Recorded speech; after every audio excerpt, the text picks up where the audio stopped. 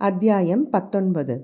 கடிக்கணக்கும் நஞ்சு கணக்கும் அறிந்த மூத்த பிடாரனின் கணக்குகளை தவறாக்கின செத்து விழுந்த வீரர்களின் உடல்கள்.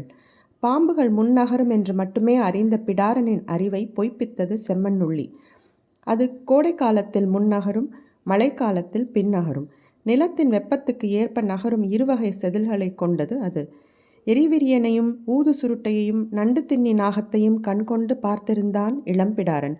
இவற்றை பற்றியெல்லாம் அறிந்தபடி 6ஆம் மலை அடிவாரத்துக்கு அவர்கள் வந்து சேர்ந்தபோது உயிரோடு இருந்தவர்கள் 2 பிடாரன்களோடு ஒரு வீரன் மட்டுமே. இவர்கள் வந்த செய்தி நாகர்குல தலைவனுக்கு எட்டியது. அழைத்து வந்து விசாரித்தான். தலைவனை கண்டதும் நெடுஞ்சான் கிடையாக விழுந்து வணங்கினர் மூவரும். பெருஞ்சேரலின் வேண்டுதலை சொன்னான் மூத்த பிடாரன். தோலை உரிப்பதற்காக பாம்பு தின்னும் மூலிகையை சேரல் குலத்து தலைவனுக்கு நீங்கள் தந்துதவ வேண்டும் என்றான் மூத்த பிடாரன். நாகர்குல தலைவன் மிக இளவயதுக்காரன் போல் தெரிந்தான். அசட்டையான பார்வையோடு கேட்டான். ஒவ்வொரு பாம்பும் ஒவ்வொரு விதமான மூலிகையை தின்னும். நீ எந்த மூலிகையை கேட்டு வந்துள்ளாய் என்று. மூத்த பிடாரனுக்கு இந்த கேள்வி பெரும் வியப்பை தந்தது. பாம்பு தின்னும் ஏதாவது ஒரு மூலிகையை அறிந்து வைத்திருப்பதே அரிதானது. இவர்கள் ஒவ்வொரு பாம்புக்குமான மூலிகையை அறிந்து வைத்திருக்கின்றனர் என யோசித்தார். எந்த மூலிகையை தின்றால் மனிதனின் மேற்தோல் உரியும் என கேட்டான் மூத்த பிடாரன். நாங்கள் அதை தின்றதில்லை என்றான் நாகர்குல தலைவன். மூத்த பிடாரனுக்கு அடுத்து என்ன சொல்வதென்று தெரியவில்லை. பெருஞ்சேரல் சொல்லி அனுப்பிய 2வது வேண்டுகோளை முன்வைக்க முடிவு செய்தான். கொண்டு வந்த கோணிப்பையில் இருந்து வெண்ணிற துணி ஒன்றை எடுத்து நாகர்குல தலைவனை நோக்கி நீட்டியபடி, இந்த துகிலை புணரும் நாகங்களின் மீது போர்த்தி எடுத்து தர வேண்டும் என்றான். நாகங்கள் புணர்கையில் அவற்றின் மீது போர்த்தப்பட்ட துணியால் மனிதனுக்கு நீடித்த ஆயுளும் பெருத்த நன்மையும் கைகூடும் என்பது வடதேசத்து முனியின் வாக்கு என்றான் மூத்த பிடாரன். அதனால்தான் இதை கொடுத்து அனுப்பினான் பெருஞ்சேரல். நாகங்கள் புணர்வதை கண்டவர் யாரும் இல்லை என்றான் நாகர்குல தலைவன்.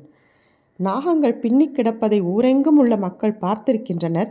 நீங்கள் பார்த்ததில்லை என்பது நம்பும்படியாக இல்லையே என்றான் மூத்த பிடாரன். நாகங்கள் பின்னிக்கொள்வது அவற்றின் காதல் விளையாட்டு. அதை எல்லோரும் பார்க்கலாம். ஆனால் நாகங்கள் புணர்வதைத்தான் யாரும் பார்க்க முடியாது என்றார் தலைவன். இவை 2மே வெவ்வேறு வகையான செயல்கள் என்பதை இப்போதுதான் மூத்த பிடாரன் கேள்விப்படுகிறான். நாகர்குல தலைவன் சொன்னான். நாகத்துக்கு காமம் பெருகும் காலங்களில் மெல்லிய நீரொன்று உடலெங்கும் ஊறி அதன் கண்கள் மறைக்கத் தொடங்கும். மனிதரைப் போலத்தான் அதற்கும் காமம் கண்களை கட்டும். அதற்குரிய மூலிகையை தின்ற பிறகு நாகம் தனது மூக்கு நுனியின் வழியே அந்த நீர்த்தோலை கலற்றத் தொடங்கும். கண்களில் மேல் படர்ந்த காமத்திரையை அகற்றும். முழு உடலையும் உருவி புத்துடல் கொள்ளும். அதன் பிறகு அது 8 நாட்களுக்கு வெளியே வராது. எங்கு எப்படி இருக்கும் என்பதை இதுவரை யாரும் அறிந்ததில்லை. தன் இணையோடின்றி தனித்து நாகம் தோல் உரிப்பதில்லை என்றார் நாகர்குல தலைவன். புத்துடல் கொண்ட கணத்திலிருந்து அது இணை சேரத் தொடங்கும். ஒவ்வொரு செதிலாலும் தன் இணையின் ஒவ்வொரு செதிலுடன் கலந்து மீளும். திருகி புரண்டு இறுகி மேல்தோல் கனிந்து முதிர்ந்த பிறகுதான் இணையை பிரிந்து வெளியேறும். தன் பழைய உடலின் வழியே இணை கூடாத ஒரே உயிரினம் அது மட்டும்தான் என சொல்லி கொண்டிருக்கும் போதே நாகர்குடி தலைவனின் கருவிழிகளில் நீல நிற வளையம் ஒன்று பூத்து அடங்கியது. அவன் மேலும் சொன்னான். புதிய மேனி கொண்டு மட்டுமே தழுவி வாழும் காதல் வாழ்க்கை நாகத்தினுடையது. இந்த புவியில் எந்த உயிரும் இன்புற்றிராத அரிதான காதல் அது என்றான். மூத்த பிடாரன் வாய் பிளந்து கேட்டுக்கொண்டிருந்தான். காமத்தில் ஈடுபடும் மனிதன் நாகங்களைப் போல பின்ன ஆசைப்படுவது அதனால்தானா என்ற எண்ணம் ஓடியது. சற்றே நிதானித்தான். தனது 2 வேண்டுதல்களும் பொருள் அற்றதாக ஆகிவிட்டன என்பதை உணர்ந்தான். அடுத்து என்ன சொல்வது என தெரியாமல் நின்று கொண்டிருந்தான். வேறு என்ன வேண்டும் உங்களுக்கு என்று கேட்டான் நாகக்குடி தலைவன். நீங்கள் வணங்கும் நாகதேவதையை நாங்கள் வணங்கி விடைபெற எண்ணுகிறோம் என்றான். பொழுது சரிந்து விட்டது. நாளை உங்களை அழைத்து செல்ல ஏற்பாடு செய்கிறேன். இன்றிரவு குடிலில் தங்குங்கள். ஆனால் எக்காரணம் கொண்டும் குடிலை விட்டு வெளியே வரக்கூடாது என்றான் தலைவன். சரி என்று சம்மதித்தான் மூத்த பிடாரன். தனித்திருந்த குடிலொன்றில் அவர்கள் தங்க வைக்கப்பட்டனர். இரவு கூடியது. மகிழிப்பறை இசைக்கும் ஓசை கேட்டது. இன்று நாகர்களின் விருப்ப நாள். வந்துள்ளவன் பிடாரன் என தெரிந்தும் அவனிடம் கனிவு காட்டியதற்கு அதுதான் காரணம். குலத்தின் வழக்கப்படி புதிய இணையர்கள் விரும்பி கூடும் நாள் இது. நாகர்குடி முழுவதும் மந்தையை சூழ்ந்து உட்கார்ந்திருந்தது. நடுவில் பெரும் வட்டத்தில் நெருப்பு மூட்டி இருந்தனர். குடிலுக்குள் அடைப்பட்டிருந்தனர் மூவரும். வீரனுக்கு எதுவும் தோன்றவில்லை. அவன் படுக்க தலை சாய்த்தான். பிடாரன்கள் இருவரும் வெளியே என்ன நடக்கிறது என்பதை தெரிந்து கொள்ள தவியாய் தவித்தனர். இசையின் ஓசை கூடிக்கொண்டே இருந்தது. இளம் ஆண்களும் பெண்களும் தங்களின் இணையை தேர்வு செய்யத் தொடங்கினர். மூத்த பிடாரன் ஓலை வேய்ந்த குடிலில் மிகவும் பக்குவமாக சிறு துளையை உருவாக்க முயன்று கொண்டிருந்தான். நாகர்கள் வேய்ந்த குடிலில் ஆபத்து நிறைந்திருக்கும் என்பதை அவனால் ஊகிக்க முடிந்தது. எனவே மிகவும் கவனமாக அந்த வேலையை செய்து கொண்டிருந்தான். இளம் பெண்கள் அமர்ந்திருக்க இளம் ஆண்கள் அவர்களின் அருகில் வந்து இரு கைகளையும் பற்றி உள்ளங்கையை ஒன்றோடொன்று உரசினர். சாரை பாம்பின் அடிவயிறு வளவளப்பானதாக இருக்கும். நல்ல பாம்பின் அடிவயிறு சொரசொரப்பானதாக இருக்கும். அது மரமேறக்கூடியதால் அந்த தன்மை வாய்ந்தது. ஆண் பெண் இருவரிலும் இந்த இரு இனங்களும் உண்டு. எதிரெதிர் தன்மை உள்ளவர்கள் கைகளை இறுக பற்றினர். அவ்வாறு இல்லாதவர்களின் கைகள் விலகி மறுகை பற்றின. வளவளப்பான சாரையின் அடிவயிற்றை சொரசொரப்பான உள்ளங்கைகள் சூழத் தொடங்கின. மூத்த பிடாரன் பக்குவமாக துளையிட்டு தொலைவில் நடப்பதை பார்த்து கொண்டிருந்தான். இளைய பிடாரனும் அதே போல துளையிட முயன்றான். கைகளை பற்றியவர்களிடம் ஆட்டம் தொடங்கியது. கைப்புணர்ந்து ஆடும் துணங்கை கூத்து இது. நாகத்திடமிருந்து மனிதன் கற்ற காதற் கலை இது. சுழிவும் பின்னலுமாக நெருப்பின் தளல் போல் உடல்கள் ஒன்றின் மேல் ஒன்று படர்ந்து மேலேறின. இசை கூடியது.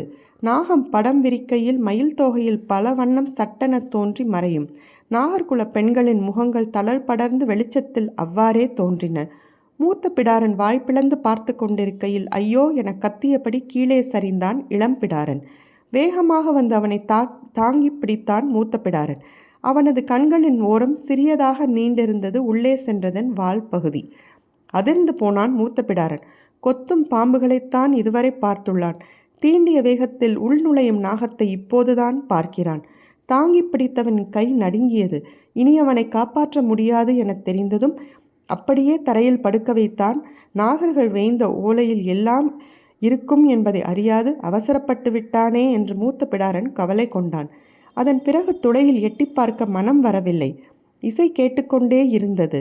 நாகங்களுக்கு நெருப்பு ஆகாது. இவர்கள் ஏன் நெருப்பை மூட்டி ஆடுகின்றனர் என்பதை அறிய வேண்டும் என ஆவல் இருந்தது. ஆனால் கண்ணுக்குள் நுழைந்ததை பார்த்த பிறகு எல்லாம் வடிந்து விட்டன. மறுநாள் காலை நாகர்குடி இளைஞன் ஒருவன் வந்து இருவரையும் நாகதேவதையின் இருப்பிடத்துக்கு அழைத்து சென்றான். செல்லும் போது வீரன் கேட்டான், இளைய பிடாரன் ஏன் இன்னும் தூங்கிக் கொண்டிருக்கிறான் என்று.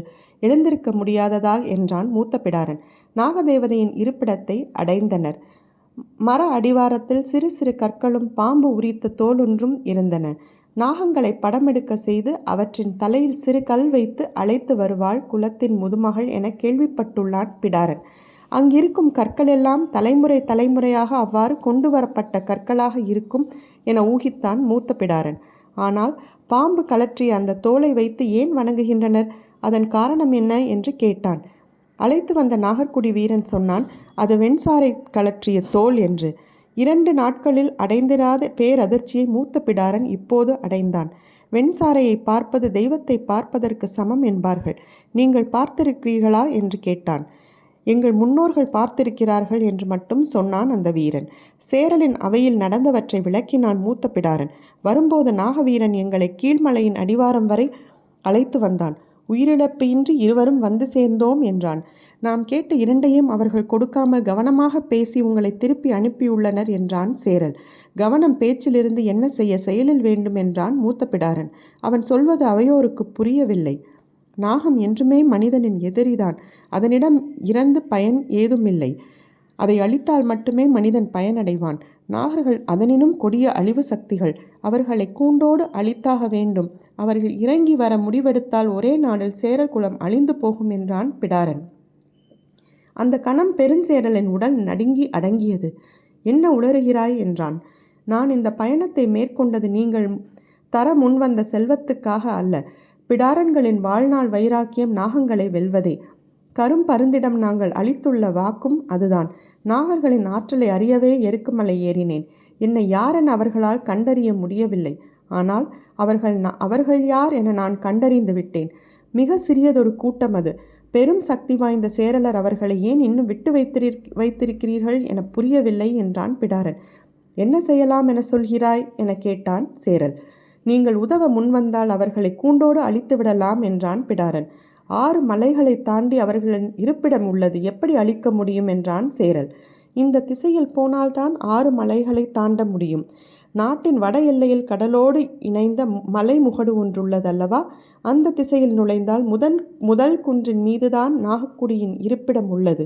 இந்த பயணத்தில் நான் கண்டறிந்த உண்மையும் அதுவே என்றான் பிடாரன். பெருஞ்சேரலின் மூத்த மகன் பதுமன் அப்படியென்றால் தாக்குதலை இன்றே தொடங்கலாம் என்றான் படு உற்சாகமாக. பெருஞ்சேரலோ நிதானம் தவறாமல் இருந்தான். நாகர்களை நம்மால் எப்படி வெல்ல முடியும் என்றான். நீங்கள் படைகளை தாருங்கள், நான் வெற்றியை தருகிறேன் என்றான் பிடாரன். பிடாரனின் சொல்லை நம்பலாமா என்ற சிந்தனையில் இருந்தான் பெருஞ்சேரல். நாம் வென்றால் வளம்மிக்க மலைக்குன்றுகள் நம் நாட்டுடன் இணையும். அது மட்டுமன்று, நாகர்களையே வென்றவர்களாக சேரலர் அறியப்படுவர். அதன் பிறகு யார் மீது நாம் போர் தொடுத்தாலும் நமது ஆயுதங்கள் தாக்கும் முன் நாம் வென்ற நாகர்களின் கதைகள் அவர்களை தாக்கி வலுவிழக்க செய்யும் என்றான் பதுமன். பெருஞ்சேரல் மூத்த பிடாரனை பார்த்து கேட்டான், படைகள் எப்போது புறப்பட வேண்டும் என்று. எனக்கான ஆயுதங்களை நான் சேகரிக்க சில மாதங்கள் ஆகும். அதன் பிறகு புறப்படலாம் என்றான் பிடாரன். வடதிசை மலை முகட்டின் அடிவாரத்தில் சேரலர் படை அணிவகுத்து நின்றது. தளபதிகள் 2 நிலைகளாக படைகளை நிறுத்தி இருந்தனர். காலாட்படையும் விற்படையும் எருக்கு மலையை நோக்கி நின்றன. படைகளுக்கு பின்னால் முகட்டின் மேற்புறத்திலிருந்து பெருஞ்சேரல் களத்தை கூர்ந்து கவனித்து கொண்டிருந்தான். பெருஞ்சேரலின் படை அடிவாரத்தில் திரண்டிருப்பதை அறிந்த நாகர்கள் எதிர்த்தாக்குதலுக்கு ஆயத்தமானார்கள். மூத்த பிடாரன் 3 மாதங்களாக சேகரித்த ஆயுதங்கள் எல்லாம் 4 கூட்டு வண்டிகளில் இருந்தன. அவை என்ன ஆயுதங்கள் என்பதை அவன் யாரிடமும் சொல்லவில்லை. போரின் போக்குகளை ஏற்ப அவர்களை பயன்படுத்தலாம் என்ற முடிவோடு நாகர்களின் தாக்குதல் உத்தியை கவனித்து கொண்டிருந்தான். அவனோடு பெருஞ்சேரலின் மகன் பதுமன் நின்றிருந்தான். விரிசங்கு ஊதி போரை தொடங்கினான் பெருஞ்சேரல். அவனுடைய படை வீரர்கள் ஆயுதங்களோடு மெல்ல முன் நகர்ந்தனர். மலையின் மீதிருந்த நாகற்படை தளபதியின் கொம்போசை கேட்டது. போரின் போக்குகளுக்கு ஏற்ப அவற்றை பயன்படுத்தலாம் என்ற முடிவோடு நாகர்களின் தாக்குதல் உத்தியை கவனித்து கொண்டிருந்தான். அவனோடு பெருஞ்சேரலின் மகன் பதுமன் நின்றிருந்தான். விரிசங்கு ஊதி போரை தொடங்கினான் பெருஞ்சேரல். அவனுடைய படை வீரர்கள் ஆயுதங்களோடு மெல்ல முன் நகர்ந்தனர். மலையின் மீதிருந்த நாகற்படை தளபதியின் கொம்போசை கேட்டது. நாகர்களின் தாக்குதல் எப்படி இருக்குமென இதுவரை யாரும் பார்த்ததில்லை. எனவே வீரர்கள் பெரு நடுக்கத்தோடு தான் ஆயுதங்களை பிடித்து கொண்டு முன்னேறினர். சேரலர் படை எண்ணிக்கை மிக பெரியதாக இருந்தது. அதில் 1/4 பங்குக்கும் குறைவாகத்தான் நாகர்குடியினர் இருப்பார்கள் என கணித்திருந்தான் மூத்த பிடாரன். எனவே இந்த போர் உச்சி பொழுதுக்குள் முடிந்துவிடும் என்பது அவனது எண்ணம். சேரல வீரர்கள் முன்னோக்கி சென்றபோது நாகர்களும் 3 அணிகளாக இறங்கி வந்தனர். ஒவ்வொரு அணியிலும் மிக குறைவான வீரர்களே இருந்தனர். அதை கண்ட சேரல வீரர்களுக்கு பெரும் நம்பிக்கை பிறந்தது.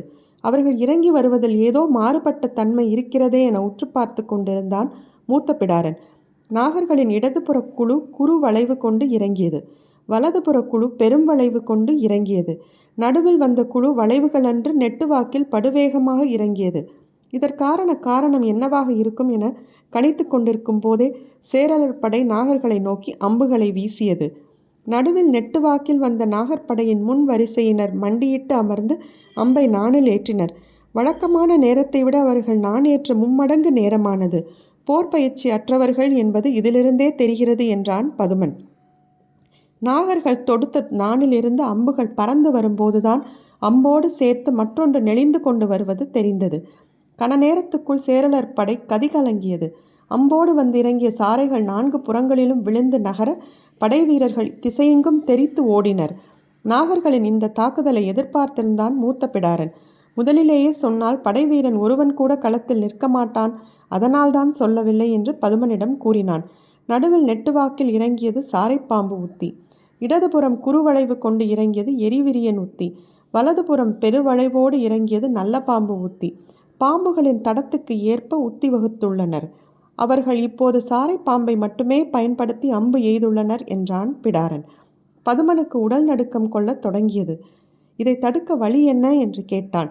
கேட்டுக்கொண்டிருக்கும் போதே தனது கூட்டு வண்டியின் மேல் கூடாரத்தை திறந்து விட்டான் மூத்த பிடாரன்.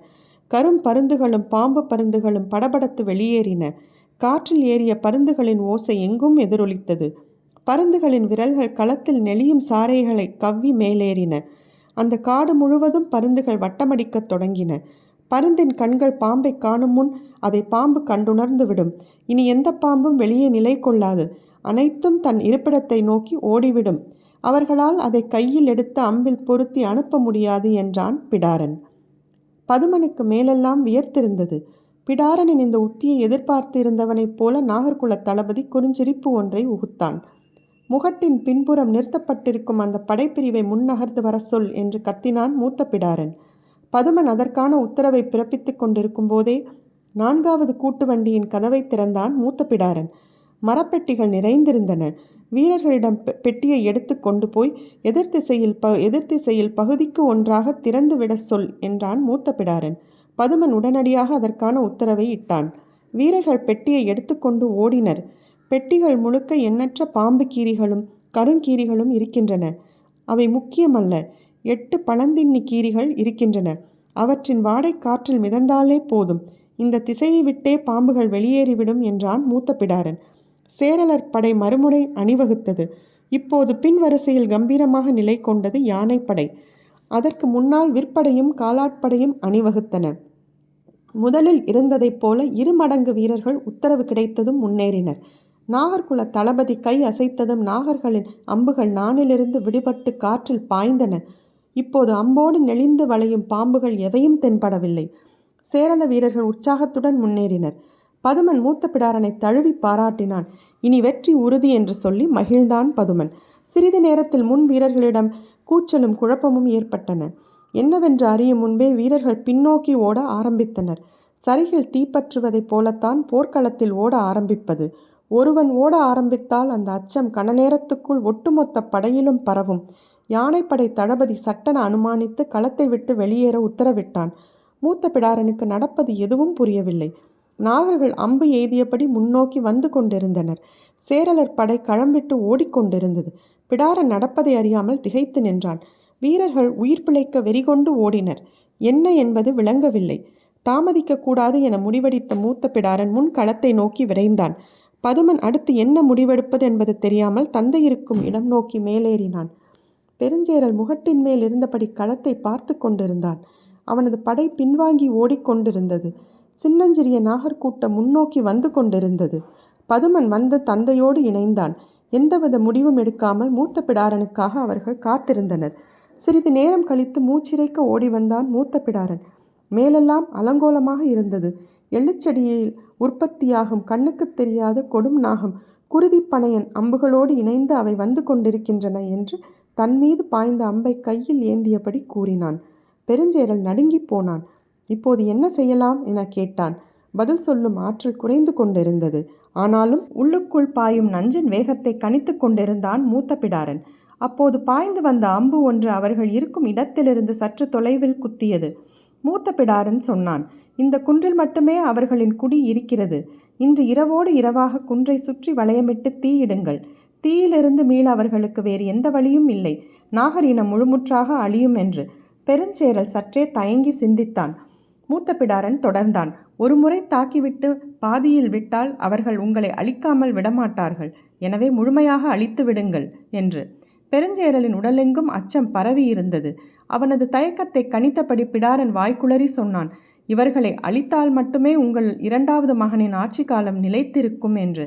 முதல் மகன் பதுமன் இருக்கும்போது ஏன் இவன் 2வது மகனை பற்றி சொல்கிறான் என்ற அதிர்ச்சியோடு பெருஞ்சேரல் திரும்பி பதுமனை பார்த்தான்.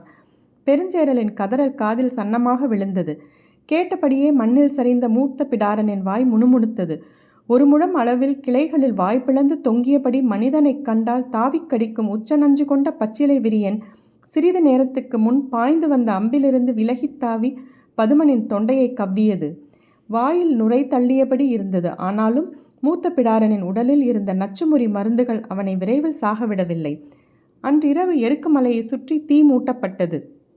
மூத்த பிடாரனின் கண்முன் எருக்குமலை முழுமுற்றாக எரிந்தது. அதன் மஞ்சள் வெளிச்சத்தில் நாகர்கள் துடிதுடித்து செத்தனர். நாகர்களின் அழிவோடு பிடாரனின் வாழ்வும் முடிந்தது. கதை கேட்டு கொண்டிருந்த கபிலருக்கு உயிர் உறைந்து விடுவது போல் இருந்தது. ஆனால் கதையை விட அவரை உலுக்கியது கண்ணுக்கு முன்னால் காணும் காட்சி. நெருப்பு அணைந்த பிறகு கங்குகளின் மீதுதான் இறங்குவார்கள் என்றுதான் அவர் நினைத்து கொண்டிருந்தார். ஆனால் புதிதாக 2 காதல் இணையர்கள் கைப்புணர்ந்து ஆடியபடி நெருப்பை நோக்கி நகர்ந்தனர். நெருப்பின் அனலில் நின்றாடப் போகிறார்கள் என கபிலர் நினைத்து கொண்டிருந்த போதே அவர்கள் எரியும் நெருப்புக்குள் நுழைந்தனர். கபிலருக்கு குருதியோட்டமே நின்று விடுவது போல் இருந்தது. மனிதர்கள் உயிரோடு நெருப்புக்குள் இறங்குவதை கண்களால் காண முடியவில்லை. நெருப்புக்குள் இறங்கியவர்கள் சுழன்று கைகளை வீசிய போது உள்ளிருந்து தீப்பொறிகள் 4 புறங்களிலும் தெறித்தன. அவர்கள் ஆடுகின்றனரா, எரிகின்றனரா புரியாத நிலையில் கண்ணிமை செருக மயங்கி சரிந்தார் கபிலர். அத்தியாயம் 19 முடிவுற்றது.